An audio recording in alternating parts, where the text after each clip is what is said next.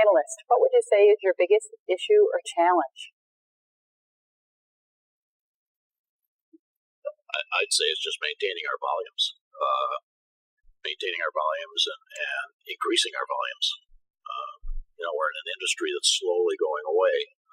The state produces a lot of transactional mail, and a lot of the efforts they have now on their part is to take that out online, so a customer can go out online and get all the documents they need and all the information that's specific to them. We were in that conversation about 3 weeks ago. So it's just how do we maintain our volumes, and how do we find work? How do we market ourselves? That's what we're going to be working on. For us, Freeze and Nichols, I still have two of the second generation Nichols brothers that come to work every day. They're in their 90s. I've got engineers that have just hit their 50-year anniversary with the company. I also have the millennials that are coming through the door as young engineers. And so I'm having a really hard time getting the two vast generations to understand that the print shop has to keep moving forward just like all other industries. We can't keep winning proposals if we're still doing things on the mimeograph machine that Bob Nichols used when he first started in the print shop 60 years ago.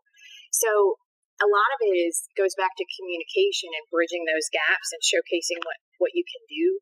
But that generation, Bob and Jim in their 90s, it's a really tough fight to look at him and say, I want to buy this equipment. Why? We never had that when I was your age. Right. You didn't. So it's a challenge. I think you should take it easy on old guys, Stacy. Hey, they still come to work every day. I probably want to say space is the biggest issue, but thinking about it, I really believe just moving the shop in the direction that technology's going. And that doesn't necessarily mean away from printing, but it may mean different forms of it. And being savvy enough, staying up with things enough. And it's the same issue. You have to convince, in most cases, people that don't understand printing.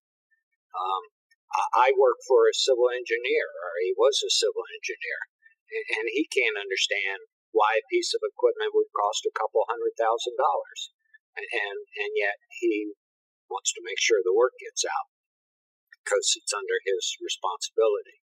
So I think staying up with the technology and then second, to convince the people who are going to approve your purchase, convincing them why it's beneficial to the organization and what it's going to do for the organization.